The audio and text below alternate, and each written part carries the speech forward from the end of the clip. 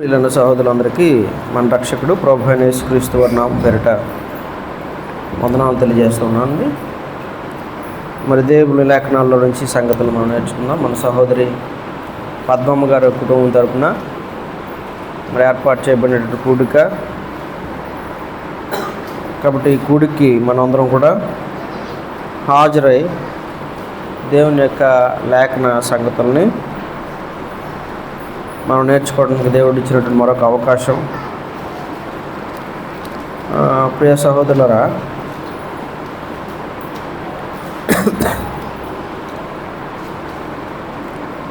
మనం దేవుని వాక్యాన్ని మనం ఎల్లప్పుడూ కూడా నేర్చుకోవాలి.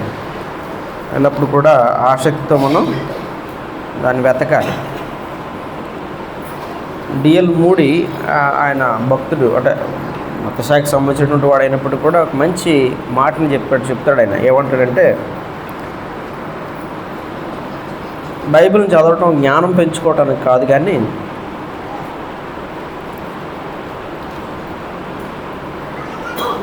నాట్ ఫర్ నాలెడ్జ్ అంటాడు, బట్ ఫర్ చేంజ్ అంటాడు. అంటే మనం జ్ఞానం పెంచుకోవటానికి కాదు, కానీ మనం లేఖనాల నుంచి నేర్చుకుని మార్పు చెందటానికి లేఖనాలని మనం నేర్చుకోవాలి.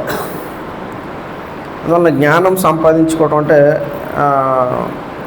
లోకంలో చాలామంది ఉన్నారు. కాబట్టి వాళ్ళు బైబిల్లో ఉన్నటువంటి జ్ఞానాన్ని బహుబాగా ఎరిగినటువంటి వాళ్ళే ఉన్నటువంటి వాళ్ళు కూడా ఉన్నారు. కానీ ఈ జ్ఞానము మన జీవితానికి ఉపయోగపడకపోతే, నాకు ఉపయోగపడకపోతే, నా జీవితాన్ని మార్చుకోవడానికి, దేవునికి అనుగుణంగా మార్చుకోవడానికి ఉపయోగపడకపోతే, ఈ జ్ఞానం వల్ల నాకు నష్టమే కానీ ప్రయోజనం ఉండదు.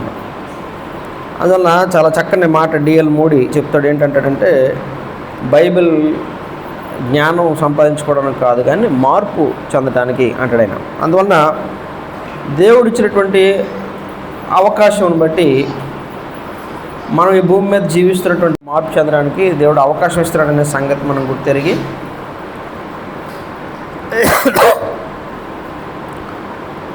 మనం ఎక్కడెక్కడ దేవుని విషయంలో తప్పిపోతూ ఉన్నామో ఆ విషయాల్ని మనం దేవుని వాక్యంతో సరిచూసుకొని మనం ఏం చేయాలండి, మార్పు చేసుకోవడానికి సిద్ధపడేటువంటి వాళ్ళంగా ఉండాలి. కాబట్టి ఇక్కడ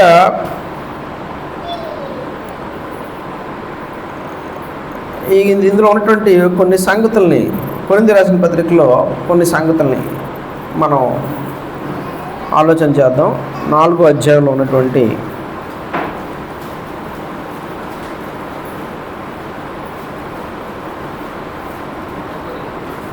కొరింథీ రాసిన మొదటి పత్రిక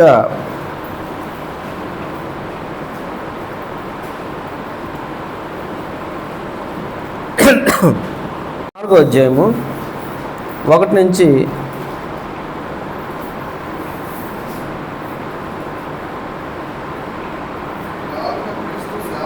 11 వచ్చిన వరకు చదువుదామండి. చదవండి సార్.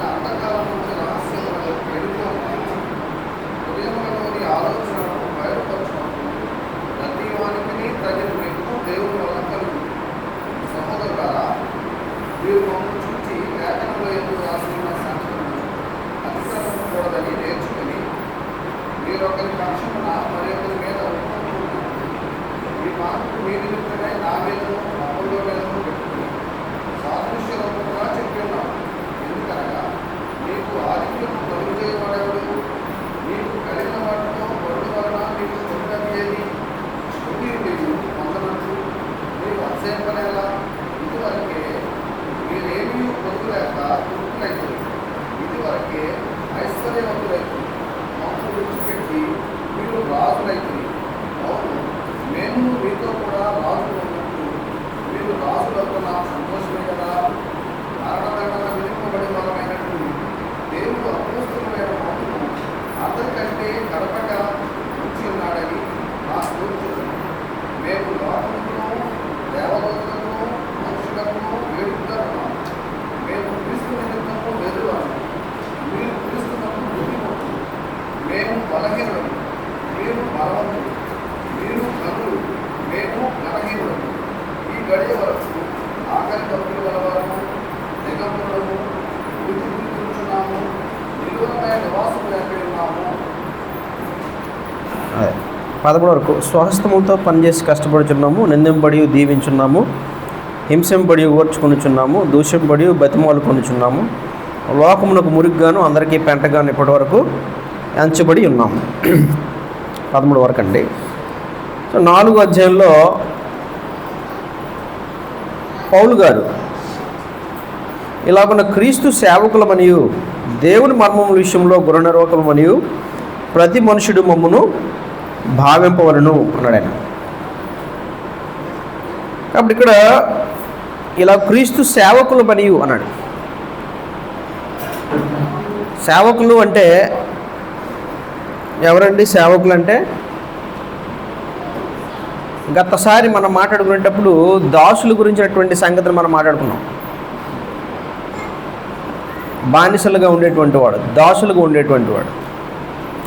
అందువల్ల దాసుడుగా ఉండేటువంటి వాడికి తన సొంత ఇష్టాలు ఉండవు, తన సొంత లక్ష్యాలు ఉండవు.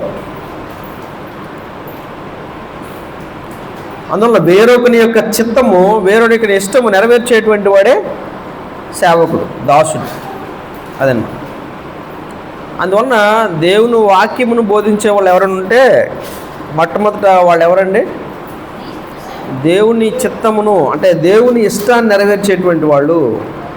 అదండి, తమ ఇష్టం కంటే ఏదండి దేవుని ఇష్టాన్ని ముందుంచేటువంటి వాళ్ళు. తమ లక్ష్యాల కంటే, తమ కోరుకున్న దానికంటే దేవుడు ఏం కోరుతున్నాడు అనే దానికి ప్రాధాన్యత ఇచ్చేటువంటి వాళ్ళు సేవకులు. అదనమాట. అందువలన పౌలు అంటాడు, ఇలా క్రీస్తు సేవకులమనియు దేవుని మర్మముల విషయంలో గృహ నిర్వాహకులమనియు ప్రతి మనుషుడు మమ్మను భావింపవలను అన్నాడు. అంటే గృహ నిర్వాహకుడు అనేటువంటి మాట కూడా ఇక్కడ పౌలు గారు వాడారు. గృహ నిర్వాహకుడు అంటే అర్థం ఏంటండి? అంటే గృహ నిర్వాహకుడు అంటే యోసేపు ఉన్నాడు అనుకోండి. ఉదాహరణకి పాత నిబంధనలో మనం చూసాం. యోసేపుకి ఆయన నమ్మకమైనటువంటి వాడుగా ఉన్నాడు కాబట్టి ఆయన యజమానుడు ఏం చేశాడండి? తన ఆస్తి అంతటి మీద, ఏమండి, తన కుటుంబం అంతటి మీద, తన గృహం అంతటి మీద ఆయనకి అధికారం ఇచ్చాడు. గృహ నిర్వాహకుడు అంటే అర్థం ఏంటంటే తన యజమానుడివి తన చేతిలో ఉంటాయి, తనకు అప్పగింపబడతాయి. అదనమాట. కాబట్టి దేవుడు ఏవైతే ఉన్నాయో అవి అప్పగింపబడినవి తన యజమానుడి కొరకు కాపాడే బాధ్యత ఎవరిదండి? గృహ నిర్వాహకుడిది. అదే. అందువలన ఇక్కడ 2 ప్రాముఖ్యమైన పదాలు చూడండి. సేవకులు, జాగ్రత్తగా కాపాడేటువంటి వాడు గృహ నిర్వాహకుడు.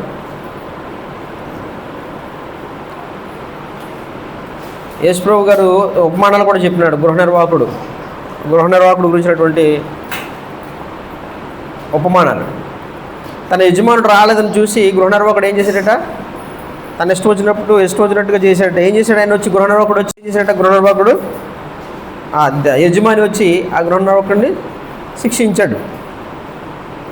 కాబట్టి గృహ నిర్వాహకుడు అంటే అంత ఆస్తి అంతా తనదలాగే ఉంటుంది, తనకి అప్పచెప్పబడుతుంది, కానీ తనది కాదు.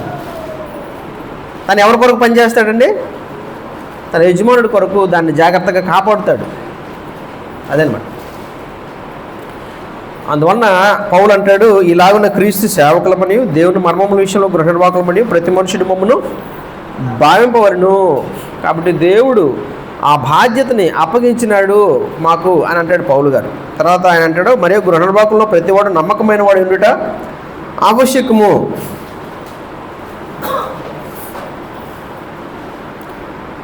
కాబట్టి గృహ నిర్వాహకుడు ఎలాంటి వాడే ఉండాలా? నమ్మకమైనటువంటి వాడే ఉండాలి. అందువలన నమ్మకత్వాన్ని ఆయన చూరగొనాలి. ఇటు దేవుని నమ్మకత్వం ఉండాలి, అలాగే ఇంకేం ఉండాలండి, సంఘంలో కూడా నమ్మకంగా ఉండాలి. ఇప్పుడు సంఘంలో ప్రతి ఒక్కరికి కూడా పని ఉంటుంది, అంతే కదండి. కాబట్టి ఎవరికి ఏ పని చేయగలమో ఆ తలాంతులను బట్టి, దేవుడిచ్చిన అవకాశం బట్టి, ఎందుకంటే రోమపత్రికలు అంటాడు పౌలు అంటాడు, రోమపత్రికలో చూడండి అక్కడ ఎన్ని రకాలైనటువంటి పరిచర్యలు ఉన్నాయో చూడండి. 12వ అధ్యాయంలో 6 నుంచి చూస్తాం. మన అనుగ్రహింపబడిన కృప చొప్పున వెవ్వేరు కృపావరములు కలిగిన వారమే ఉన్నాము కనుక, ప్రవచన వరం అయితే 12వ అధ్యాయం 6 నుంచి, విశ్వాస పరిమాణం చొప్పున ప్రవచింతము, పరిచర్య అయితే పరిచర్యలోను, బోధించువాడైతే బోధించుట్లోను, హెచ్చరించువాడైతే హెచ్చరించుట్లోను పని కలిగి ఉందము. పంచిపెట్టువాడు శుద్ధ మనస్సుతో, పై విచారణ చేయవాడు జాగ్రత్తతో, కరుణించేవాడు సంతోషముతోనూ పని జరిగింపవలను. అదండి. అందువలన సంఘంలో వేవేరు పనులు ఉన్నాయి. ఇక్కడ ఏంటంటే పనులు, సంఘంలో ప్రతి ఒక్కరికి పని ఉంది. ప్రవచన వరం అయితే విశ్వాస పరిమాణం చొప్పున ప్రవచింతము, పరిచర్య అయితే పరిచర్యలోను పరిచర్య ఉంటుంది సంఘంలో. ఏమండి, బోధించువాడైతే బోధించుట్లోను, అది హెచ్చరించువాడైతే హెచ్చరించుట్లోను. సహోదరులు ఎవరైనా మార్గం తప్పిపోతుంటే, దేవుళ్ళలోంచి విశ్వాసంలో తప్పిపోయే పరిస్థితుల్లో ఉంటే వాళ్ళు హెచ్చరించడం కొంతమంది చేయగలుగుతారు దేవుని వాక్యం బట్టి. అలాగే బోధించేవాడైతే బోధించగలుగుతారు. అలాగే పంచిపెట్టువాడైతే శుద్ధ మనసుతో, కొంతమంది పంచిపెట్టేటువంటి, సర్వ్ చేసేటువంటి, అంటే ఇతరులకు పంచేటువంటి పని ఉంటుంది, పని కలిగి ఉంటారు. కాబట్టి పంచిపెట్టేవాడైతే శుద్ధ మనసుతో, పై విచారణ చేయవాడైతే జాగ్రత్తతోనూ, అంటే పెద్దలు, కరుణించేవాడు సంతోషంతోనూ పని జరిగింపలను. ఎవరైనా కరుణిస్తే,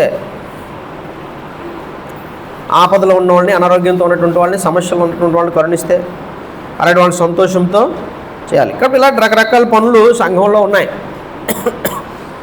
అలాగే స్త్రీలకు కూడా పని ఉంది. ఏంటి పని అండి? ఏంటి స్త్రీలకు కూడా పని? స్త్రీలు ఏం పని చేయాలండి?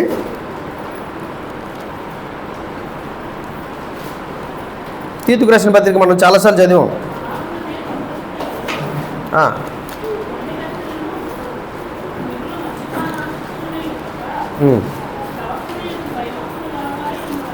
తీతుకు రాసిన పత్రిక 2వ అధ్యాయంలో ఆయన అంటాడు, అలాగనే వృద్ధ స్త్రీలు కొండిగత్తలను మిగిలిన మద్యపాన శక్తులు ఉండక ప్రవర్తన యందు భయభక్తులు గలవారే ఉండవాలని, దేవుని వాక్యము దూషింపబడకుండానట్లు యవన స్త్రీలు తమ భర్తలకు లోబడి ఉండి తమ భర్తలను శిష్యులను ప్రేమించేవారును, స్వస్థ బుద్ధి గలవారును, పవిత్రులను, ఎంట ఉండి పని చేసుకునే వారును, మంచివారిని ఉండవాలని బుద్ధి చెప్పుచు మంచి ఉపదేశం చేయవారిని ఉండవాలని వారికి బోధించుము.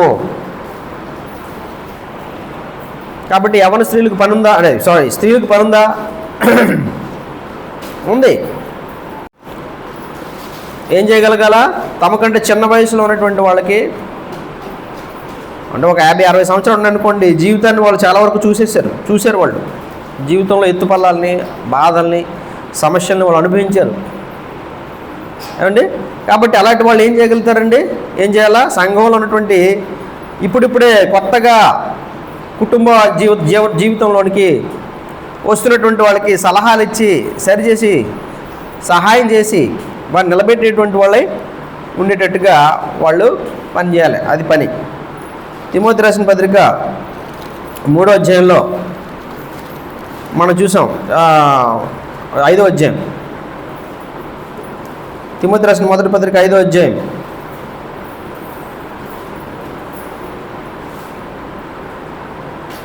మొన్న నేను సింహాచలం వెళ్ళినప్పుడు అడివారం ఓ సహోదరుడు సేవకుడికి బాగోకపోతే వెళ్ళిన తర్వాత అక్కడ మొన్న ఆదివారం అక్కడికి వెళ్ళినప్పుడు అక్కడ సంఘంలో చాలా కాలంగా నేను చిన్నప్పటి నుంచి కూడా, అంటే నేను ఎంత ఇంచుమించు మా జీని అంతా బహుశా మా జీని లేకపోతే మా టిమ్ అంతకన్నా చిన్నవాడిగా ఉండేటప్పటి నుంచి కూడా నేను ఎక్కువగా కొంతమంది స్త్రీలను చూసేవాడిని సంఘంలో. ఎవరంటే వాళ్ళు నయోమి ఒకరితే, లేయా ఒక ఆమె, పద్మమ్మ ఇప్పుడు ఉన్నటువంటి ఈరోజు ప్రార్థన కూడా పెట్టుకుంది కదా ఆవిడ, ఇంకెవరు మార్త అని ఒక ఆవిడ ఉండేది, దీనా ఒక ఆవిడ, దీనా సాంబగరళ్ళ ఆవిడ. వీళ్ళు 5గురు కూడా నిరంతరం కనబడేవారు. చర్చ్ బిల్డింగ్లో కనబడేవారు, మా ఇంట్లో కనబడేవారు, లేకపోతే ఎక్కడైనా కూడికల్లో కార్యక్రమాలు అన్నింటిలో కూడా వాళ్ళు ఉండేవారు. పరిచర్య అయితే వాళ్ళు చేసేవారు. అయితే మొన్న వెళ్ళినప్పుడు ఆమె చూసినప్పుడు నాకు చాలా బాధ అనిపించింది. నయోమి విషయంలో మిమ్మల్ని కూడా అడిగిందమ్మ, పద్మ ఎలాగుందని అడిగింది. కాబట్టి వీళ్ళ గురించి ఆలోచించినప్పుడు చాలా బాధ అనిపిస్తుంది. ఆవిడని చూసినప్పుడు నాకు చాలా బాధ అనిపించింది. వాళ్ళ కోడలకిన్ను వాళ్ళ కుమారుడికి వాక్యం చెప్పాను. అంటే వాళ్ళ కోడలు డినామినేషన్ ఆమె, కాబట్టి సంఘానికి రావడం మానేసింది ఆమె, నయమి వాళ్ళ కోడలు. కాబట్టి కూర్చోబెట్టి కొద్దిసేపు వాక్యం మాట్లాడడం. అయితే ఇక్కడ విషయం ఏంటంటే చాలాసేపు మాట్లాడాలండి. అయితే ఆ సందర్భంగా ఆవిడ కూడా చెప్పాను, మీ అత్తగారి విషయంలో కూడా మేము సంతోషంగా లేవమ్మా, దేవుడు సంతోషంగా లేడు, సంతృప్తిగా లేదు. అసలు వాస్తవంగా చూస్తే ఈ పాటికి ఎలా ఉండాలి, ఆమె ఏ స్థాయిలో ఉండాలి తెలుసా? చిన్నప్పటి నుంచి నేను చూస్తున్న దాన్ని బట్టి ఈ పాటికి ఎలా ఉండాలంటే అనేక మంది జీవితాలు విశ్వాసం నిలబెట్టగలిగినటువంటి స్త్రీగా ఉండాలి ఆమె. అనేక కుటుంబాలు నిలబెట్టే స్త్రీగా ఉండగలగాలి ఆమె. అనేక యవనస్తుల్ని, అనేక స్త్రీలను బలపరిచేదిగా ఉండాలి ఆమె. అవసరమైతే ఎవరైనా కూర్చోబెట్టి సువార్త చెప్పగలిగే స్థాయిలో ఉండగలగాలి ఆమె ప్రభు కోసం. కానీ ఆమె చూస్తే చాలా విచారం, ఆదివారం వచ్చి కూర్చొని వెళ్ళిపోద్దాం అంతే.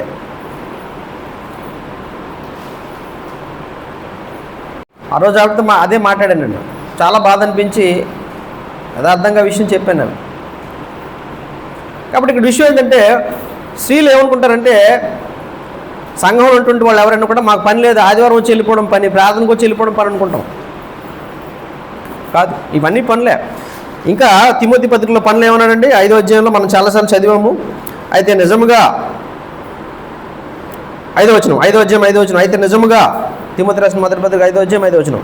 అయితే నిజముగా అనాది అయిన విధవరాలు ఏకైక ఉండి దేవుని మీదనే తన నిరీక్షణ ఉంచుకొని విజ్ఞాపనలు ఎందును ప్రార్థనలు ఎందును రేయింబగళ్ళు నిలకడగా ఉండును. ఎలాగండి? ప్రార్థనలు ఎందు, విజ్ఞాపనలు ఎందు. అంటే ఇంకో మాటలో చెప్పాలంటే హన్నా లాగా అనమాట.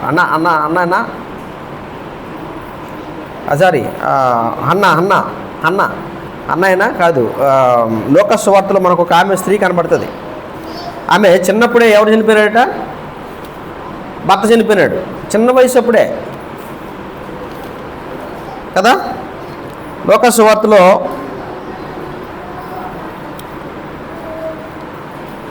3వ అధ్యాయం కదా, 2వ అధ్యాయం.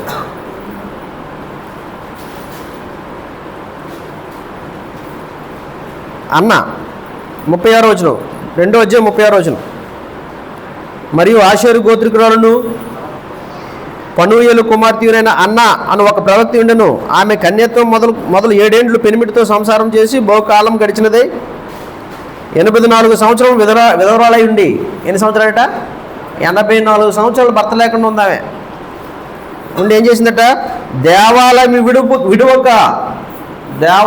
విడువక అంటే దేవుడి సన్నిధి అంటే ఎంత భక్తితో చూడండి. దేవుడు అంటే ఎంత శ్రద్ధ చూడండి. దేవాలయం విడిచిపెట్టక ఉపవాస ప్రార్థనలతో రేయింబగలు సేవ చేయుచుండెను.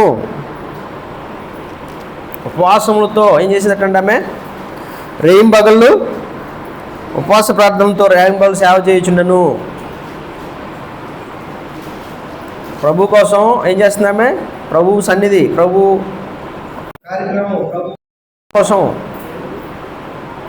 మెస్సీ కోసం కనిపెట్టుకుని ప్రభు మీద ఆధారపడి ఆమె భక్తి విజ్ఞాపనలు ఏం చేస్తుంది? ఆమె ప్రార్థనలు చేస్తుంది.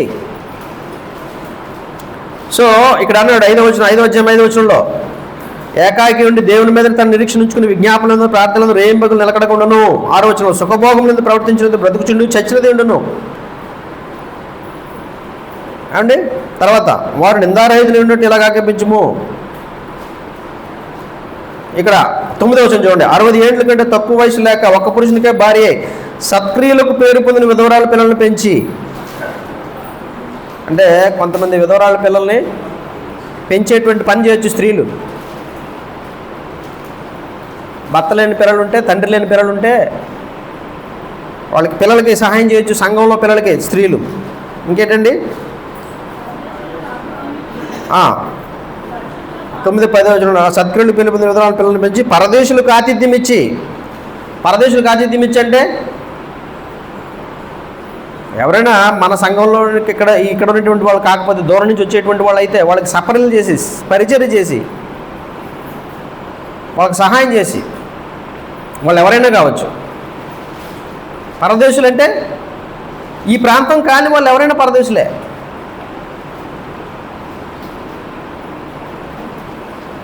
జాగ్రత్త గమనించండి.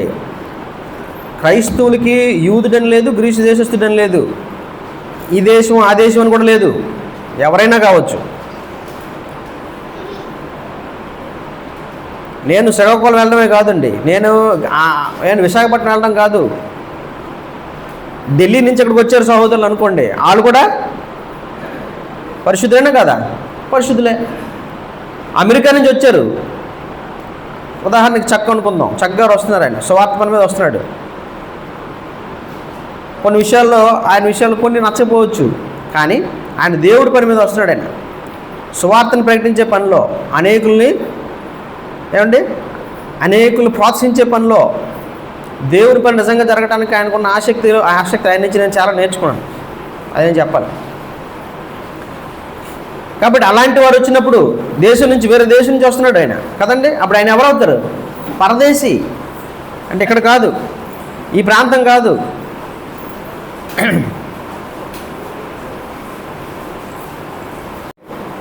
ఇక్కడ నుంచి ఇక్కడ మనకి బస్సుల మీద వెళ్తేనే, ప్రయాణాలు చేస్తేనే యాక్సిడెంట్లు అయిపోతున్నాయి. ఏరోప్లేన్ మీద వెళ్తే అది కూడా అంత ఎన్ని గంటలండి? ఇంచుమించు 34 గంటలు 40 గంటలు ప్రయాణం చేసి రావాలి. ఆ మధ్యలో ఎక్కడ గాలిలో పేలిపోతే, గాలిలో కూలిపోతే, అంటే వాళ్ళంతా కూడా త్యాగం చేసి ఏంటండి, వాళ్ళు ప్రాణాలను కూడా దేవుని మీద భరోసాతోటి దేవుడు కాపాడుతాడు, లేకపోతే దేవుని పనులు చచ్చిపోతాం అనేటువంటి ఆ ధైర్యం ఉన్నోళ్ళు చేయగలుగుతారండి.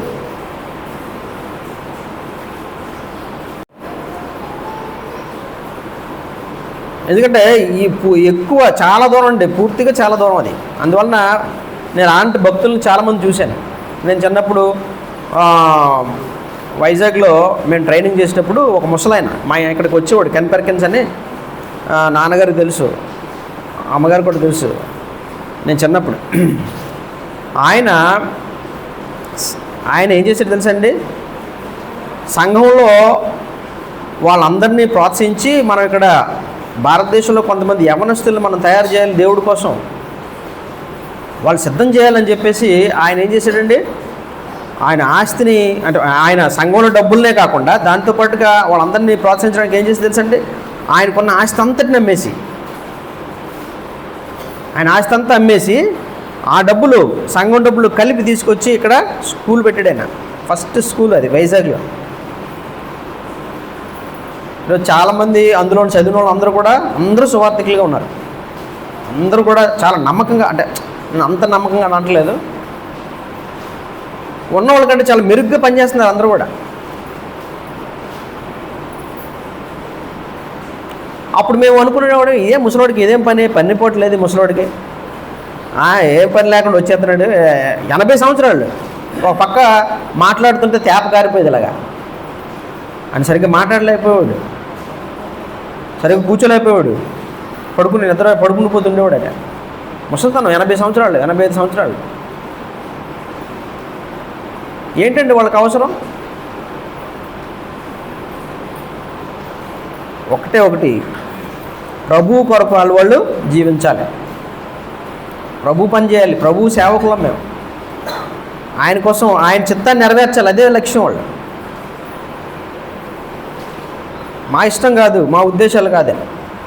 అందువలన విషయం ఏంటంటే ప్రియ సహోదరులరా, పరదేశులు అంటే వాళ్ళు ఎవరైనా కావచ్చు. ఈ దేశం కాకపోతే, ఈ ప్రాంతం కాకపోతే వాళ్ళు పరదేశులు. అలాంటి వాళ్ళని ఏం చేసుకోవాలా? చేర్చుకోవాలన్నాడు ఆయన. అలాంటి వారు పాదములు కడిగి ఏం చేయమన్నాడు? పరిశుద్ధుల పాదములు కడిగి, పరదేశులకు ఆతిథ్యం ఇచ్చి పరిశుద్ధుల పాదములు కడిగంటే రోజు పట్టుకెళ్ళి గిన్నెతో వాళ్ళ పాదాలు కడగమన్నా ఏంటండి ఇది? దాని అర్థం వాళ్ళ అవసరతలు ఏముంటే ఇక్కడ ఉన్నంతకాలం అవి తీర్చటం. కడిగి ఏం చేయమన్నాడు ఆయన? శ్రమపడి వారికి సహాయం చేసి, ఎవరైనా శ్రమలో ఉంటే వాళ్ళకి సహాయం చేయడం. చూడండి స్త్రీలకి ఎంత పని ఉందో. ఇంకా ప్రతి సత్కార్యం చేయి బూనుకున్నదైతే ఆమె ద్వారా లెక్కలో చేర్చవచ్చును. ప్రతి సత్కార్యము చేయి బూనుకున్నదైతే,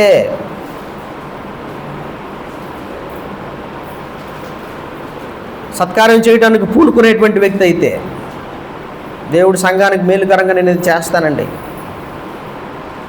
అలాంటి స్త్రీ అయితే ఆయన విధవరాల లెక్కలో చేర్చవచ్చు అన్నాడు ఆయన. అది అందువలన సంఘంలో అనేకమైన కార్యాలు ఉన్నాయి, అనేకమైన పనులు ఉన్నాయి. ప్రభువు చిత్తం నెరవేర్చాలనుకునేటువంటి వానికి బోల్డ్ పనులు. ప్రభు చిత్తం నేను నెరవేర్చాలి, ఆయన నా ఇష్టం కాదు, ఆయన చిత్తం నేను నెరవేర్చాలని నిజంగా ఆయన మీద భక్తితోటి శ్రద్ధతోటి నువ్వు చేసే వ్యక్తి అయితే, చేసే స్త్రీ అయితే, పురుషుడు అయితే సంఘంలో అనేకమైన పనులరా ఆయన ఏమన్నాడంటే 4వ వచనంలో, 4వ అధ్యాయంలో, మళ్ళీ వెనక్కి వచ్చేద్దాం మనం. మరియు గృహ నిర్వాహకుల్లో ప్రతి వాడు నమ్మకమైన వాడే ఉండటం అవశ్యము అన్నాడు ఆయన. కాబట్టి నమ్మకమైనటువంటి వాడుగా ఉండటం, ప్రభువు కొరకు నమ్మకంగా పనిచేయడం అనేది చాలా ప్రాముఖ్యమైనది. అదండి నమ్మకంగా అంటే అర్థం ఏంటి? కాబట్టి వాళ్ళ లాభం కోసం ఇంకొకరు నష్టం చేయడం కాదు. అదండి నమ్మకం అంటే. అదినా నమ్మకం అంటే ఏంటండి? తన సుఖభోగాలు నెరవేర్చుకోవడానికి యోసేపు ఏం చేశాడు? తన యజమానుడికి అన్యాయం చేశాడా? ఏం చేశాడు యజమానుడికి యోసేపు? నిన్ను తప్ప, భార్య అన్నాడు, నిన్ను తప్ప నాకు ఇల్లంతటినీ ఆయన నా చేతిలో పెట్టినాడు యజమానుడు, ఆయనకి వ్యతిరేకంగా నేను ఎట్లు ద్రోహం ఎంత నమ్మకమైన వాడు అండి. ఎలా ద్రోహం చేస్తాను నేను ఆయనకి? భార్య ప్రతిరోజు ఏం చేస్తుంది? ఆయన్ని ప్రేరేపిస్తుంది, ఆయన శోధిస్తుంది. అందరికన్నా గొప్ప గృహ నిర్వాహకుడు ఆయన. ఎవరైతే అప్పచెప్పారో దేవునికి అప్పచెప్పిన వాడికి ఎలా ఉన్నాడండి ఆయన? నా యజమానుడు చూడట్లేదులే అనుకున్నాడా? ఏం చేస్తే ఏమైపోయింది అనుకోలేదు ఆయన. ఎలా చేస్తే ఏమైపోయింది అనుకోలేదు ఆయన. నాకు దేవుడు కదా నడిపిస్తాడు, నా యజమానుడు కాదు కదా, దేవుడు కదా నన్ను నడిపించేది, ఈ స్థాయికి తీసుకొచ్చింది అనలేదు ఆయన. తన యజమానుడు ఎవరైతే ఉన్నాడో ఎలా ఉన్నాడంటే వారి దగ్గర నమ్మకంగా ఉన్నాడు ఆయన, నమ్మకంగా ఉన్నాడు. కాబట్టి గృహ నిర్వాహకుడు ఎవరైనా కూడా ఎలా ఉండాలా? ప్రభు దగ్గర ఉన్నటువంటి వాళ్ళు ఎవరైనా కూడా ఎలా ఉండాలండి? నమ్మకమైన వారు ఉండే ఆవశ్యకము. ప్రభు మొట్టమొదటి చూసేదంటే అవశ్యంగా నమ్మకంగా అయినటువంటి వాడు ఉండడం, ద్రోహం చేసేటువంటి వాడు కాదు, ఏమండి నిర్లక్ష్యంగా వ్యవహరించేవారు కాదు, అంటే యజమానుడి యొక్క ఆస్తిని నిర్లక్ష్యంగా వ్యర్థపరిచేటువంటి వాడు కాదు. అదే అందువల్ల ప్రియ సహోదరులరా, ఆయన అన్నాడు, మీ చేత నేను ఏ మనుషుల చేతనే నేను విమర్శింపడం నాకు మిక్కిలి అల్పమైన సంగతి, నన్ను నేనే విమర్శించుకొనను అన్నాడు ఆయన. నా యందు నాకు ఏ దోషమో కానరాదు, ఆయనను ఇందువల్ల నీతిమంతుడిగా ఎంచబడును, నన్ను విమర్శించేవాడు ప్రభువే. చాలామంది అక్కడ ఉన్నటువంటి కొరింథీల్లో ఉన్నటువంటి వాళ్ళందరూ కూడా విమర్శిస్తున్నారు. ఎవరిని? పౌలు విమర్శిస్తున్నారు. ఆయన పత్రికలు రాస్తాడు కానీ ఆయన కొరగానోడు, ఏమండి, ఆయన ఇలాంటి అనుకుంటున్నారు వాళ్ళంతా కూడా. అప్పుడు ఆయన అదే అన్నాడు, నేను ఎవరి చేత విమర్శింపడ్డానికి నేను ఏమన్నాడని, నా ఎందు ఏ మనుషుల చేత నేను విమర్శింపడ్డాను, విమర్శల్ని పట్టించుకోను అన్నాడు ఆయన. మిక్కిలి అల్పమైన సంగతి, నన్ను నేనే విమర్శించుకోను అన్నాడు ఆయన. అంటే విమర్శించుకోను అంటే దాని ఉద్దేశం పరీక్షించుకోనని కాదు. ఎందుకంటే ఆయనే చెప్పినాడు, ఎక్కడ? తెస్సలోనిక పత్రికలో కదా, ప్రతి వాడు విశ్వాసం గలవాడు అన్నాడో లేదో తను తానే పరీక్షించుకోవాలని అన్నాడు. అది పరీక్షించుకోవడం వేరే, విమర్శించుకోవడం వేరే. జడ్జిమెంట్ అంటే ఏంటి? ఐఎమ్ 100% ఏమండి, నేను 100 పాళ్ళు భక్తుడిని, లేకపోతే 100 పాళ్ళు పర్ఫెక్ట్ అంటే అది జడ్జిమెంట్. అది అంటే ఎవరి కాళ్ళు జడ్జిమెంట్ చేసుకుంటాం. ఇప్పుడు మనం ఉన్నాం అనుకోండి, తీర్పు తీర్చే విషయంలో వచ్చినప్పుడు ఎదుటి వాళ్ళకి ఒక తీర్పు తీరుస్తాం, మనకు ఒక తీర్పు తీర్చుకుంటాం, అంతేనా కదా?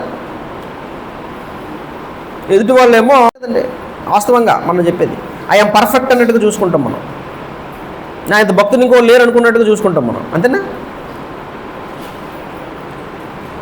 కాబట్టి అది కాదండి విమర్శ చేసుకోవాల్సిందే. పౌలు ఏమన్నాడు, నా యందు నాకు ఏ దోషము కానరాదు. కానొస్తుందా ఎవరికైనా? ఎవడైనా ముందు యేసులో చెప్పినట్టుగా నీ కంట్లో ఉన్న నలుసుని తీసుకోవడం ప్రయత్నం చేస్తాడా? దూలాన్ని తీసుకోవడం ప్రయత్నం చేస్తారా? అదే అందువల్ల ఇక్కడ సమస్య ఏంటంటే, మన సమస్య ఏంటంటే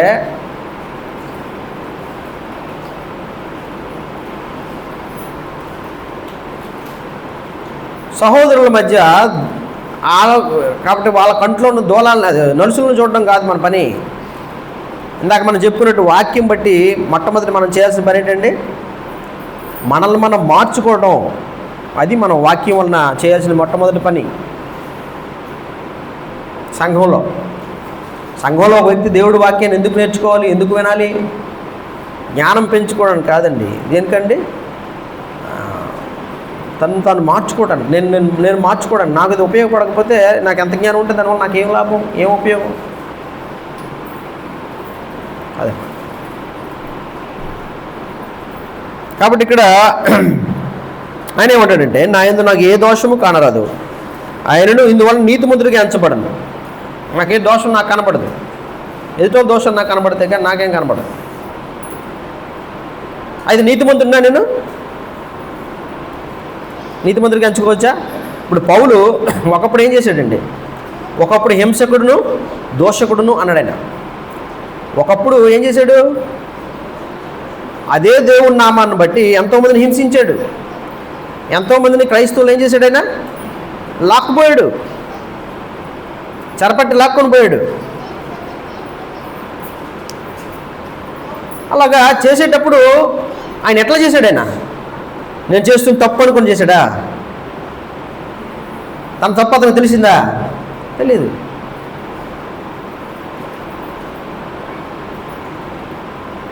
అయితే దేవుడు ఆయన ఏమనుకున్నాడు? నేను రైటే చేస్తున్నాను అనుకున్నాడు. నేను అంత రైటే చేస్తున్నాడు, నాదంతా రైట్, ఆయన పర్ఫెక్ట్, వాళ్ళు తప్పు అనుకుంటున్నాడు. అయితే ఆయన పర్ఫెక్ట్ అనుకున్నంత మాత్రాన దేవుడు ఓకే అన్నాడా? దేవుడు పర్ఫెక్ట్ అన్నాడా? అలా దేవుడు ఏం చేశాడంటే ఆయన్ని మునుకోళ్ళకి ఏదో తిరుగుతున్నావు జాగ్రత్త అన్నాడు ప్రభు. అందువల్ల ప్రభు అక్కడ ఆపాడు, నిలువరించాడు. ప్రభు నువ్వు ఆగిపోవాలన్నాడు ఆయన, అంతే.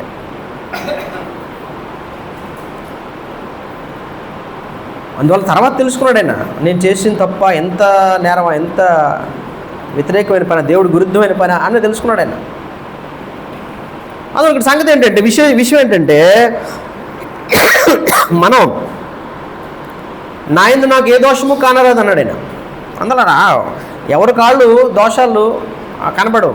అందువలన ఆయనను ఇందువల్ల నీతి ముద్రగా ఎంచబడును, నన్ను విమర్శించువాడు ప్రభువే అన్నాడు. అందువల్ల విమర్శించడం అనేటువంటిది కింద వచ్చిన వాళ్ళు అన్నాడు, కాబట్టి సమయం రాకమునుపు అనగా ప్రభువు వచ్చే వరకు దేని గురించి తీర్పు తీర్చకుడి అన్నాడు. ఎందుకు దేని గురించి తీర్పు తీర్చకుడి అన్నాడు? సమయం రాకమునుపు ప్రభు వచ్చే వరకు తీర్పు తీర్చొద్దు అన్నాడు. ఎందుకంటే అన్నాడు ఆయన పౌలు గారు, దేవుడు ఎందుకు అలా చెప్పారు ఆయన? ఎందుకంటే మనం తీర్పు తీర్చేటప్పుడు మనకు అన్ని విషయాలు మనకు తెలియవు. మనకేవో కొన్ని విషయాలు తెలుస్తాయి. దాన్ని బట్టి మనం ఏం చేస్తాం?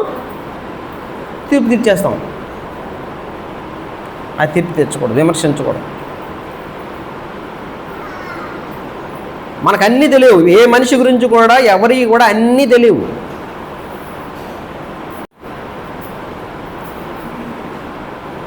జాగ్రత్తగా గమనించాలి మీరు.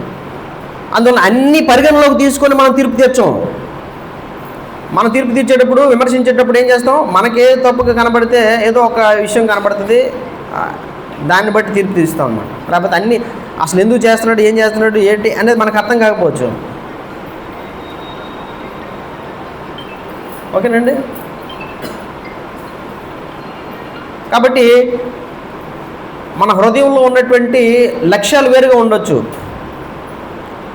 మనం ఏ మోటివ్తో పనిచేస్తున్నామో మనకు తెలియదు. ఇప్పుడు ఆ వ్యక్తి అన్ని ఆలోచనలు మనకు తెలియవు. ఆ వ్యక్తి లేకపోతే ఆ పలానా సహోదరుడు సహోదరియో ఏ లక్ష్యంతో, ఏ యాటిట్యూడ్తో, ఏ వైఖరితో, ఏ ఉద్దేశం కొరకు పనిచేస్తున్నారో కూడా మనకు తెలియదు. మోటివేషన్ మనకు తెలియదు. ఏ పని చేయడానికైనా దాని ఉద్దేశం ఉంటుంది వెనకాల, అంతేనా కదండి? అంతేనా? ఏ పని చేయడానికైనా ఉద్దేశం ఉంటుంది. కాబట్టి ఏ ఉద్దేశంతో చేస్తున్నారో ఏంటో అనేది మనకు తెలియదు. ఎందుకంటే హృదయంలో ఉన్నటువంటి సంగతులు మనకి, ఒక మనుషుడి యొక్క సంగతులు మనకు తెలుస్తాయా? తెలియవు. నేను ఉద్దేశం చెప్పకపోతే ఏమిటి తెలుస్తుందా? తెలీదు. అందువలన ఇవన్నీ మరి తెలిసిన వాళ్ళు ఎవరు? మనుషుల్లో ఉన్నటువంటి అన్ని ఆలోచనలు, హృదయంలో ఉన్నటువంటి ఆంతర్యము, ఏమండి ఉద్దేశము, మోటివేషను తెలిసినటువంటి వాళ్ళు ఎవరు? ప్రభు మాట. ఆయన అన్నాడు అక్కడ, కాబట్టి ఆయన అంధకారమందుల రహస్యమును వెలుగులోనికి తెచ్చి హృదయంలోని ఆలోచనలను బయలుపరిచినప్పుడు దేవుడు ఏం చేస్తాడండి? హృదయంలో ఉన్నటువంటి అంధకారమందుల రహస్యములను ఆయన ప్రభుకు తెలుసు. అందువల్ల మన హృదయాల్లో ఏమున్నదో, మనం ఏ వైఖరితో ఉన్నామో, ఏ మోటివేషన్తో ఉన్నామో అనేది ప్రభువుకు తెలుసు, మనుషులకు మనకు తెలియదు. అందువలన అన్నాడు పౌలు, అన్నాడు ఎవరిని కూడా మీరు విమర్శించొద్దు అన్నాడు.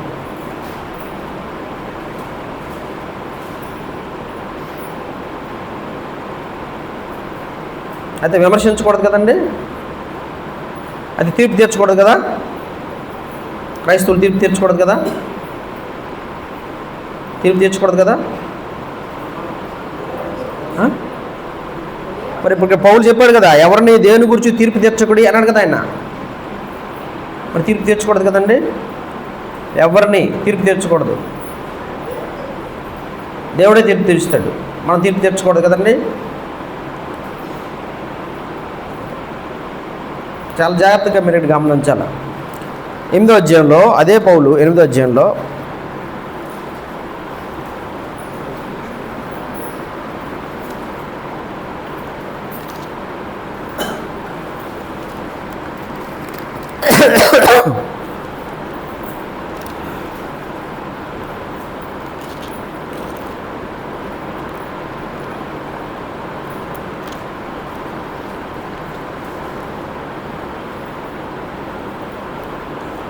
ఆరో అధ్యాయంలో అదే పత్రిక, కొరింథీ మొదటి పత్రిక 6వ అధ్యాయంలో 2వ వచనం, పరిశుద్ధులు లోకముకు తీర్పు తీర్చుదని మీరు ఎరుగురా, మీరు లోకమునకు తీర్పు జరగవలసి ఉండగా మిక్కిలి అల్పమైన సంగతుల గురించి తీర్పు తీర్చడానికి మీకు యోగ్యత లేదా? మనము దేవదూతకు తీర్పు తీర్చడం మీరు ఎరుగురా, ఈ జీవన సంబంధమైన సంగతుల గురించి మనం ముఖ్యంగా తీర్పు తీర్చవచ్చును కదా. మరి ఇక్కడ తీర్పు తీర్చవచ్చును అన్నాడు ఆయన.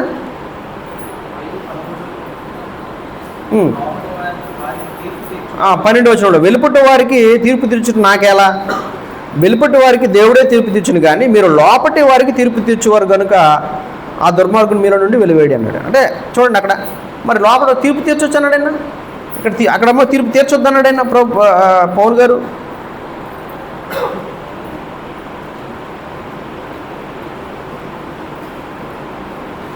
ఎట్లా అండి ఇది?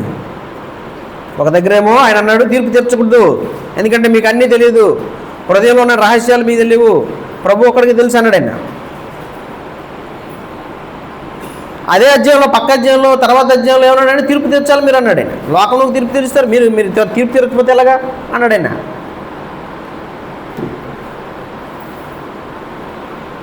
మరి ఏది కరెక్ట్ అయితే, ఏది చేయాలైతే మనం?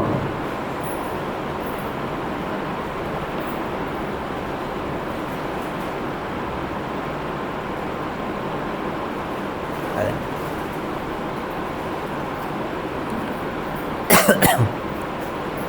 కాబట్టి ఇక్కడ ముఖ్యమైనటువంటి సంగతి ఏంటంటే రెండూ చేయాలి. రెండు చేయాలంటే అర్థం ఏంటి?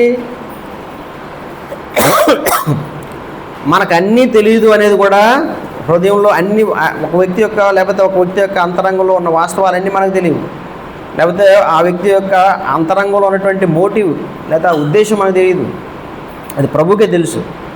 ఆయన తీర్పు తీరుస్తాడు. కానీ మనం దేన్ని బట్టి తీర్పు తీరుస్తామంటే, మత్తయి సువార్తలో ప్రభు అన్నాడు, ఏమన్నాడు? మత్తయి సువార్త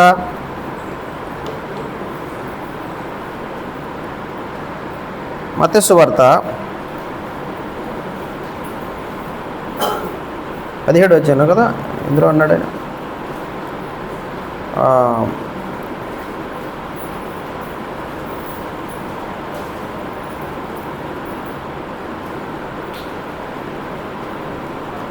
ఏడో అధ్యాయము 15 వచ్చినవా? మత్తయి సువార్త 7వ అధ్యాయం చూడండి.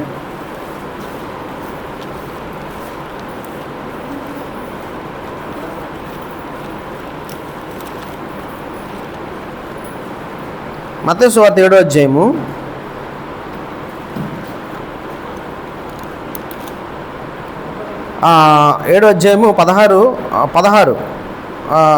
16 నుంచి చూడండి. 15 నుంచి, అబద్ధ ప్రవక్తల గురించి జాగ్రత్త పడి వారు గొర్రె చర్మం వేసుకుని మీ వద్ద కొత్తురు కానీ లోపల వారు క్రూరమైన తోడేళ్ళు, వారి ఫలముల వలన మీరు వారిని తెలుసుకొందురు.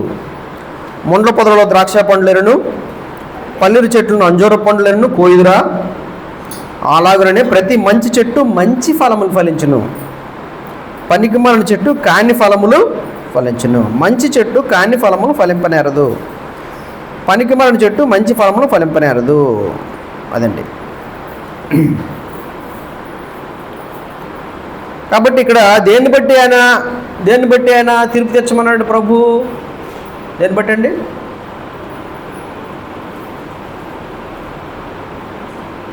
కాబట్టి సహోదరుల్లో, సంఘంలో వెలుపటి వారికి తీర్పు తెచ్చడం నాకు లేదు. నేను పవన్ కళ్యాణ్నో లేకపోతే అండి చంద్రబాబు నాయుడునో లేకపోతే జగన్నో తీర్పు తెచ్చడం నాకు అధికారం లేదు. ఆ దేశంలో ఒక పౌరుడిగా నేను చేస్తే చేయొచ్చేమో, అంటే నా ఉద్దేశాలు వ్యక్తపరచొచ్చేమో, అది వేరే సంగతి. కానీ తీర్పు తెచ్చడం నాకు అధికారం లేదు. నేను పట్టుకొని ఎవరన్నా దారింటి పోయాడే లేకపోతే నా పక్కింటి వాడిని పట్టుకొని నువ్వు తప్పు చేసావు అని నిలదీయడం నాకు అధికారం లేదు. ఎందుకంటే నిలదీసి తంతాడు, అంతే కదా.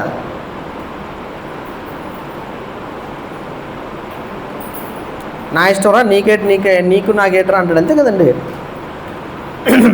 కానీ సంఘం లోపటి వారి మనం ఏం చేయాలండి?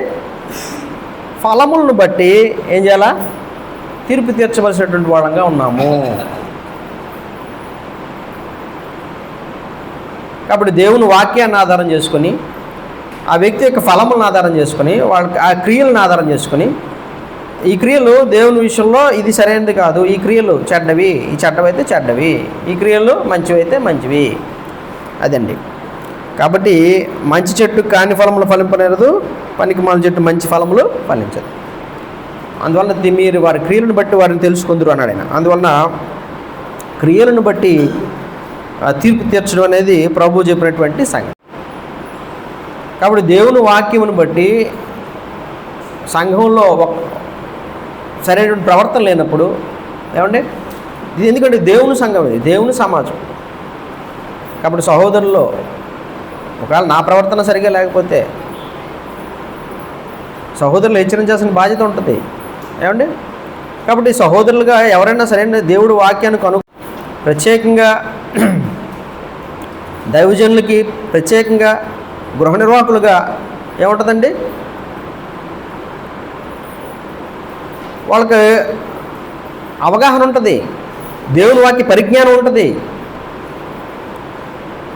కాబట్టి ఏది సరైనది అనేటువంటి ఆలోచన ఉంటుంది. అందువలన తీర్పు తీర్చడానికి వాళ్ళకి అధికారం ఉంది, దేవుని పిల్లలుగా, ప్రత్యేకంగా దైవజనులుగా. ఏమండి? కాబట్టి ఈ విషయాలు అంటే మన సహోదరులుగా చెప్పుకోవచ్చు, సహోదరులుగా మనం ఒకళ్ళొకరు వాక్యంతో హెచ్చరించుకోవచ్చు.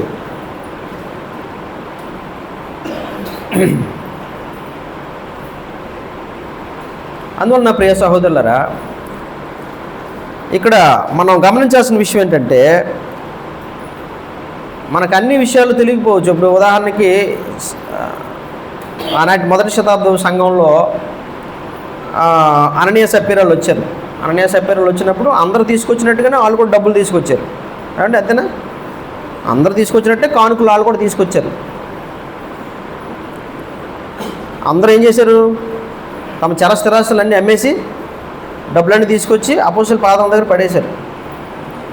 వీళ్ళు కూడా డబ్బులు తీసుకొచ్చి అననీయ వచ్చి డబ్బులు పెట్టాడు పేతురు పాదాల దగ్గర, బహుశా వాళ్ళ పాదాల దగ్గర పెట్టినప్పుడు అందరూ ఏమనుకుని ఉంటారు? సంఘంలో ఉన్న వాళ్ళందరూ ఏమనుకుని ఉంటారు? ఓహో, వీళ్ళు కూడా అందరిలాగే తీసుకొచ్చి పడేశారా, తీసుకొచ్చి చేశారు అనుకుంటారు కానుకలు. కానీ అది ఎవరికి తెలుసు? ప్రభువుకి తెలుసు. అందువల్ల ప్రభు ఏమన్నాడండి? దేవుడు ఏమన్నాడు? పేతురు లేచి వెంటనే, ఎందుకు మీరు పరిశుద్ధాత్మ దేవునితోనే అబద్ధం ఆడారు? మీరు మనుషులతో కాదు, దేవునితో అబద్ధం ఆడారు. తెలుసా మీకు ఆ సంగతి? అననీయాన్ని మళ్ళీ అడిగాడు ఆయన, ఇంతకే అమ్మావా అంటే, ఇంతకే అమ్మాను అన్నాడు ఆయన. వెంటనే ఏమైపోయాడండి? అక్కడ పడి చనిపోయాడు. వాస్తవంగా అయితే మామూలుగా మనుషులకి అయితే పేతురికి సంఘానికి తెలిసే అవకాశం ఉంటుందా? పరిశుద్ధాత్మను బయలుపరచడం వల్ల పేతురికి ఆ సంగతి తెలిసిందంతే.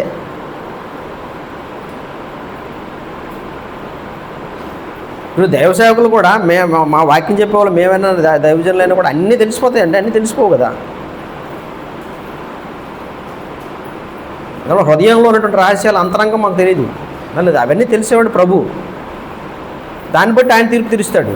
కానీ సంఘంలో క్రమము, దేవుడు వాక్యమును బట్టి తీర్పు తీర్చేటువంటి, సరిచేసేటువంటి, సరిదిద్దేటువంటి, ఖండించి నీతి యందు శిక్ష చేసేటువంటి అధికారం ఎవరికి ఉందండి? దైవజనులకు ఉంది. తీతుకు రాసిన పత్రికలో తిమోతి రాసిన పత్రిక 3:16 దైవజనుడా అన్నాడు. దైవజనుడు అంటే తిమోతిని పౌలు గారు ఏమన్నాడు? దైవజనుడా. దైవజనుడు అంటే ఏమన్నాడు ఆయన? ఎవరు? ప్రవక్తల్ని అట్లా పిలిచాడు దేవుడు పాత నిబంధనలో దైవజనుడని. దైవజనుడు అంటే వాక్యమును బోధించేవాడు. దైవజనుడా, నీవు సన్నద్ధుడై, ప్రతి సత్కారముకు సన్నద్ధుడై. ఏమండి? దైవజనుడు ప్రతి సత్కారములకు పూర్ణంగా సిద్ధపడి, దైవావేశం వల్ల కలిగిన ప్రతి లేఖనము బోధించుటకును, ఖండించుటకును. ఏమండి? ఏది ఏంటంటే చూడండి అక్కడ, దైవజనుడు తిమోతి రాసిన పత్రిక, తిమోతి రాసిన 2వ పత్రిక 3:16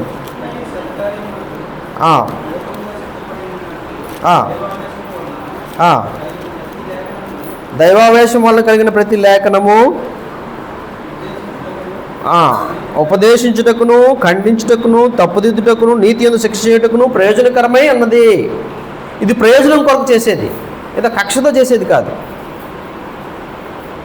ఏమండి? కాబట్టి ఇక్కడ మనం ఇది చేసేటప్పుడు ఏంటంటే ప్రయోజనం అన్నాడు దేవుడు. ఇది అవసరం, ఇది ప్రయోజనం. శిక్షించడం అనేటువంటిది, క్రమపరచడం అనేటువంటిది. అందువలన సహోదరులారా, సంఘంలో స్త్రీలు కానీ పురుషులు కానీ ఎవరైనా సరే దేవుడు వాక్యానికి వ్యతిరేకంగా చెప్పినప్పుడు, దేవుడు వాక్యాన్ని చెప్పినప్పుడు మీరు మమ్మల్ని ద్వేషించకండి దయచేసి. మీరు ద్వేషిస్తే అది మీ ఇష్టం అనుకోండి. ఎందుకంటే మా అంతరంగం తెలుసు ప్రభువుకి, ప్రతి ఒక్కరి అంతరంగం ప్రభువుకి తెలుసు. కాబట్టి దైవజనులుగా దేవుని యొక్క మనం సరిచేయబడ్డానికి, క్రమపరచబడ్డానికి, దేవునికి అనుకూలం, ప్రభువుకి అనుకూలమైనటువంటి పనివారంగా, సేవకులంగా మనం సిద్ధమవడానికి సంఘమే ఏమండి ఆయుపట్టు, ఆధారం. అందువల్ల సంఘంలో మనం సరిచేయబడతాం, సంఘంలో మనం సరిదిద్దబడతాం. ఈ విషయంలో సంఘంలో ఉన్నటువంటి మనం అందరం కూడా ప్రభువు పట్ల నమ్మకమైనటువంటి వాళ్ళగా ఉండడం అవసరం. వాక్యం ప్రకటించే మేమైనా, సంఘంలో ఉన్నటువంటి ఏమండి సభ్యులైనా ప్రతి ఒక్కరు మనం అందరం కూడా ఎలాగంటే నమ్మకంగా ఉండడం అనేది చాలా అత్యంత అవసరమైనటువంటి సంగతి. కాబట్టి అక్కడ మరి ఇక్కడ ఆయన పౌలు గారు ఎందుకు అట్లా చెప్తున్నాడు? ఆయన 1 కొరింథీ పత్రికలో అట్లా మీరు తీర్పు తీర్చొద్దు, దేని గురించి తీర్పు తీర్చకూడని, ప్రభు వచ్చే వరకు దేని గురించి తీర్పు తీర్చకూడని ఎందుకు అంటున్నాడు ఆయన అంటే, వెలుపుటి వరకు కాదు, సంఘం వెలుపుటి వరకు తీర్పు తీర్చొద్దు, సంఘం లోపల వరకు తీర్పు తీర్చాలి. ఇంకా అన్నాడు దేని గురించి తీర్పు తీర్చకూడని ఎందుకు అంటున్నాడు?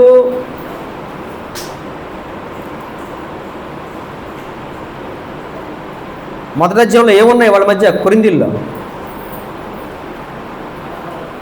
ఏమున్నాయి? కక్షలు, భేదములు, ఏమండి ఏమున్నాయట అక్కడ? మీలో సహోదరులారా, మీలో కలహములు కలవని మిమ్మల్ని క్లోయ ఇంటి వారి వలన నాకు తెలియవచ్చును. భేదములు ఉన్నాయి, కక్షలు ఉన్నాయి.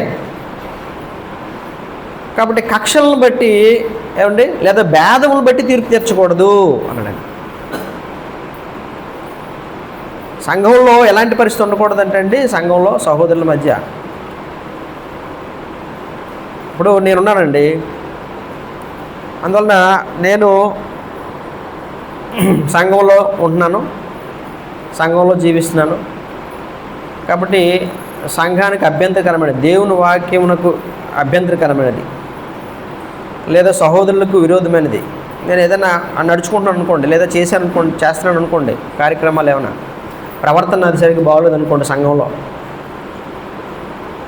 అప్పుడు కొంతమంది నేనంటే అభిమానం కలిగినటువంటి వాళ్ళు మనోడే కదా అనుకుంటారు. అంతే కదండి, మనోడే కదా అనుకుంటారు. ఎందుకంటే ఇప్పుడు ఉదాహరణకి తప్పు చేశారనుకోండి, లేదా సమస్య వచ్చిందనుకోండి, బయట అయితే వేగంగా నిందిస్తాం, కానీ మన ఇంట్లో వాళ్ళు మనం నిందిస్తామా?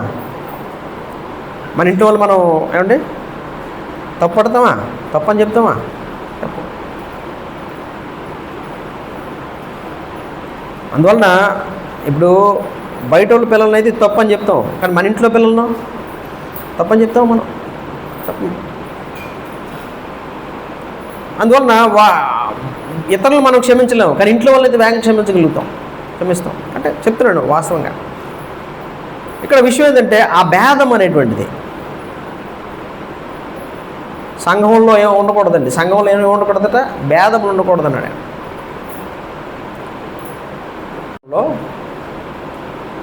ప్రవర్తన సరిగ్గా లేనప్పుడు, దేవుని వాక్యానుసారంగా అది సరైనది కానప్పుడు, అది ఎవరైనా మనం ఒకరినొకరు హెచ్చరించుకోవాలి.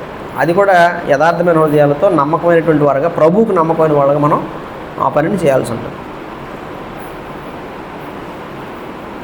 సో కాబట్టి మరి ప్రత్యేకంగా వాక్యమును ప్రకటించేటువంటి వారు మేము సహోదరులంగా, ఎందుకంటే గత 20 సంవత్సరాలుగా సంఘంలో ఉన్నటువంటి వాళ్ళ గురించి ఎక్కువగా మాకు తెలుస్తుంది. అంతే కదండి, సహోదరుల గురించి ఎవరికి ఎక్కువ తెలుస్తుంది? వాళ్ళ జీవితం గురించి కానీ, వాళ్ళ ప్రవర్తన గురించి కానీ, వాళ్ళ మాటల గురించి కానీ, వాళ్ళ ఆలోచన విధానం గురించి కానీ. అంటే మీరు అనుకోవచ్చు, ఇలా మన అంటే అయ్యగారు పాపం అయ్యగారు ఇంట్లో ఉంటారు, పాపం ఆయనకేం తెలీదు అనుకోనవసరం లేదు. ఎందుకంటే ఎక్కువ కాలం ఉంటున్నాం కాబట్టి ఆటోమేటిక్గా మనకి తెలుస్తాయి సమస్యలు అనేవి, వాళ్ళ ఆలోచన విధానం అనేది. అందువల్ల వాక్యాన్ని ప్రకటించేటప్పుడు బోధించేటువంటి వాళ్ళు ఏం చేస్తారండి అంటే, ఇంకోటి వాక్యం నీకు నువ్వు బోధించుకోనవా అంటాడు ఆయన 2వ అధ్యాయంలో. నాకు నేను బోధించుకోవాలి, ఎవరి కాళ్ళు బోధించుకోవాలి. అందువల్ల దైవజనుడి పని కత్తి మీద సాము. ఏమన్నా అర్థమవుతుందండి? అందువలన నేను కేవలం ఇతరులను బోధిస్తే సరిపోదు కదా. అందువల్ల నేను కూడా చెక్ చేసుకుంటూ ఉండాలి, ప్రభు ఎదుట సరిగ్గా ఉన్నాను లేదా, సరిగ్గా ప్రవర్తిస్తున్నాను లేదా, ఆలోచన విధానం సరిగ్గా ఉందా లేదా అనేది నేను కూడా ఎప్పటికప్పుడు ప్రభు ఎదుట పరీక్షించుకోవాలి. కాబట్టి ఇక్కడ విషయం ఏంటంటే, ఏదేమైనప్పటికీ వాక్యం చెప్పేటువంటి వాళ్ళంగా ఏం చేయాలండి? వాక్యం సరిచేసి క్రమపరచడానికి చెప్పినప్పుడు, హెచ్చరించినప్పుడు, గద్దించినప్పుడు, ఇది సరైనది కాదు అని చెప్పినప్పుడు మీరేం చేయకూడదండి? ఇది నన్ను తీర్పు తెరుస్తున్నాడు, ఇది నా మీద పగబట్టినాడు లేకపోతే నాకు కక్ష కట్టినాడు అలాగ అనుకోమాకండి. ఒకవేళ కక్ష ఉంటే, ఒకవేళ భేదములు ఉంటే, లేకపోతే దాని మీద ఏమండి ద్వేషం ఉంటే దేవుడు దాన్ని శిక్షించును గాక. దైవజనులకి అర్థమవుతుందండి. కాబట్టి ఇక్కడ విషయం ఏంటంటే, సహోదరులుగా చెప్పినప్పుడు, వాక్యానికి అనుసరించి చెప్పినప్పుడు, వాక్యానుసారంగా ఏది మేలో ఏది సరైనదో చెప్పినప్పుడు దాన్ని అన్నాడు. యాకోబు 1:21 సాత్వికమైన మనసుతో ఏం చేయమన్నాడు? ఎలాంటి మనసుతో అంగీకరించాలి దేవుని వాక్యాన్ని? 1:21 యాకోబు 1:21 మీ ఆత్మను రక్షించడానికి శక్తి గల వాక్యమును, అందుచేత సమస్త కల్మషమును విర్రవీగించిన దుష్టత్వమును మాని లోపల నాటబడి మీ ఆత్మను రక్షించుటకు శక్తి గల వాక్యమును సాత్వికముతో అంగీకరించండి. కాబట్టి సాత్వికంతో అంగీకరించడం అనేది మనం అలవాటు చేసుకోవాలి. ఎందుకంటే ప్రభు సంఘం, ప్రభు గృహ నిర్వాహకులుగా ఆయన చిత్తానుసారంగా నడిపించాల్సిన బాధ్యత దైవజనుల మీద ఉంటుంది కాబట్టి. ఏమంటే కాబట్టి ఇక్కడ విషయం ఏంటంటే, ప్రియ సహోదరులరా, మనం ఇంకా చాలా విషయాలు పౌలు మాట్లాడినాడు, కానీ మనకి సమయం చాలదు. కానీ అక్కడ ఏమంటాడంటే, లోకం విషయంలో వెర్రివారంగా ఆయన అయిపోయినాడు అంటాడు. దేవుని విషయంలో వెర్రివారం అంటాడు పౌలు గారు. సహోదర, మీరు మమ్మల్ని చూచి లేఖనమందు రాసిన సంగతులు అతిక్రమింపకూడదని నేర్చుకుని మీరు ఒకరి పక్షం ఒకరి మీద ఉప్పొంగుకున్నట్లు ఈ మాటలు మా నిమిత్తము నా మీద అప్పుల మీద పెట్టుకుని సాదృశ్యంగా చెప్పుచున్నాను. అందువలన ఆడు క్రీస్తు కొరకు వెర్రివారము, మీరు జ్ఞానులు అన్నాడు. కాబట్టి కొరింథీలో ఉన్నటువంటి వాళ్ళు ఏ స్థాయిలో ఆలోచిస్తున్నారంటే, మేము ఆల్రెడీ అన్నీ కూడా మాకు అంతా తెలిసిపోయింది, మేమంతా పర్ఫెక్ట్ అనేటువంటి స్థాయిలో ఆలోచన చేస్తున్నారు వాళ్ళు. అందుకే పౌలు అంటాడు, మేము వెర్రివాళ్ళం, మీరు జ్ఞానవంతులు అన్నాడు. అంటే ఆయనేమో వ్యంగ్యంగా వెటకారం చేయట్లేదు, లేకపోతే వాళ్ళని అవమానపరచాలని చెప్పట్లేదు. అందుకే అక్కడ తర్వాత వచనంలో అన్నాడు, మిమ్మల్ని ఆయన అన్నాడు 14 వచనంలో చూడండి, మిమ్మల్ని సిగ్గుపరచవాలని కాదు కానీ మిమ్మల్ని సిగ్గుపరచాలని చెప్పట్లేదు ఈ మాటలు అంటాడు ఆయన. నా ప్రియమైన పిల్లలని మీకు బుద్ధి చెప్పుటకు ఈ మాటలు వ్రాయిచున్నాను. కాబట్టి ఈ మాటలు ఎందుకు రాయిస్తున్నాడు, ఎందుకు చెప్తున్నాడు? మీ ప్రియమైన పిల్లలని బుద్ధి చెప్పాలని. తర్వాత ఆయన ఏమన్నా, క్రీస్తునందు మీకు ఉపదేశకులు 10,000 మంది ఉన్నారు, తండ్రులు అనేకులు లేరు. ఎందుకంటే సువార్త మొట్టమొదట ఆయన వెళ్ళి అక్కడ ప్రారంభించి ఆయన వాక్యం ప్రకటించాడు. ఆయన పౌలు గారు ప్రారంభించిన తర్వాత చాలామంది అపోల్లో, తిమోతిని పంపించినాడు ఆయన. తర్వాత నమ్మకమైనటువంటి వాడు, ఎందుకంటే నేను ఎక్కడెక్కడ బోధిస్తున్నానో అలాగే నేను చెప్పినటువంటి సంగతులు అలాగే క్రమంగా నడుచుకుంటూ బోధించే వ్యక్తి ఎవరండి? తిమోతి. నాతో కూడా ఉన్నాడు ఆయన, కొరింథీల దగ్గరికి. కాబట్టి ఆయన మీకు నేర్పిస్తాడు.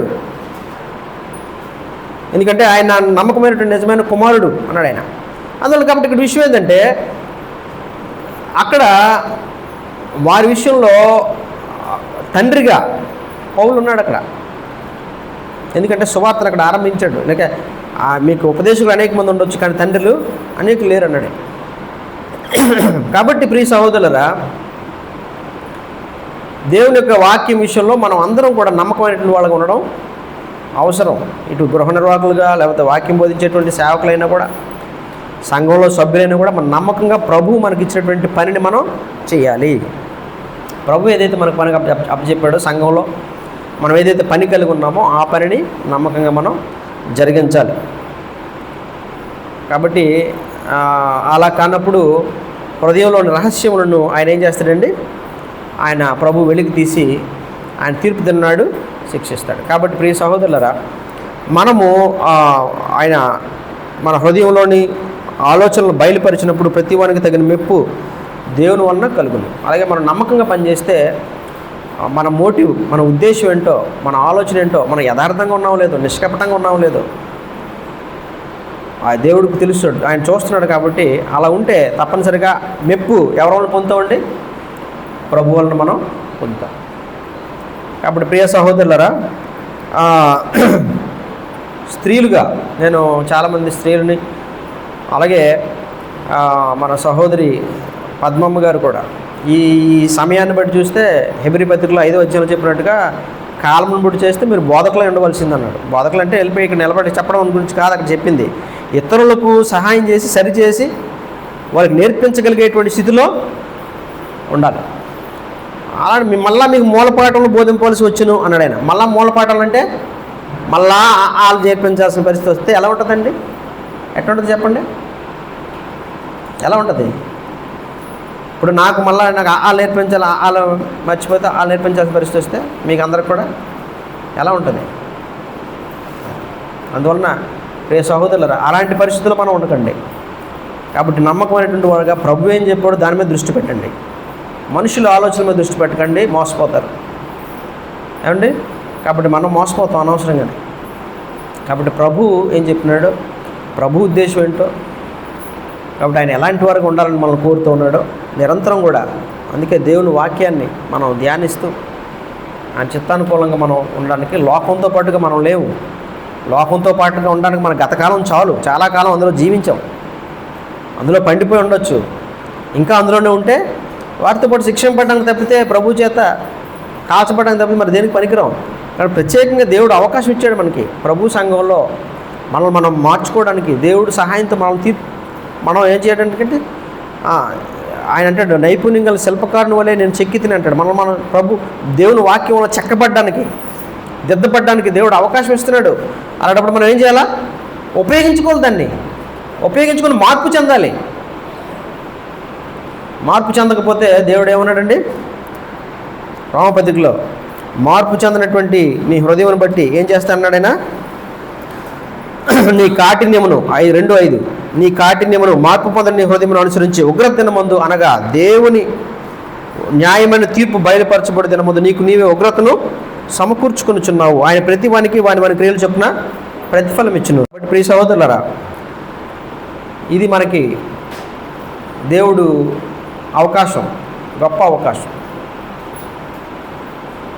సహోదరిమణులు సహోదరులు ఎంతో కాలంగా సంఘంలో ఉంటున్నటువంటి వాళ్ళు, అలాగే మన సహోదరి పద్మమ్మ గారు కూడా అలాంటి నిజమైనటువంటి లేఖనానుసారమైనటువంటి గొప్ప స్త్రీగా ఆమె దేవుని చేత ఆశీర్వదింపడాలని కోరుకుంటూ ఉన్నాం. కాబట్టి మనం కూడా ఆమె కోసమే కాదండి, ఆమె ఒక్కరే కాదు, మనం కూడా దేవుని సంఘంలో సభ్యులుగా, స్త్రీలుగా మీరున్నారు, పురుషులుగా ఉన్నాం మనం. కాబట్టి నమ్మకంగా పనిచేయాల్సిన అవసరత ఎంతైనా ఉంది ప్రభు దగ్గర. అంటే ప్రభు దగ్గర ఒప్పుకొని వచ్చినాం, ఆయన అంత గొప్ప త్యాగం చేశాడు, గొప్ప అవకాశం ఇచ్చాడు.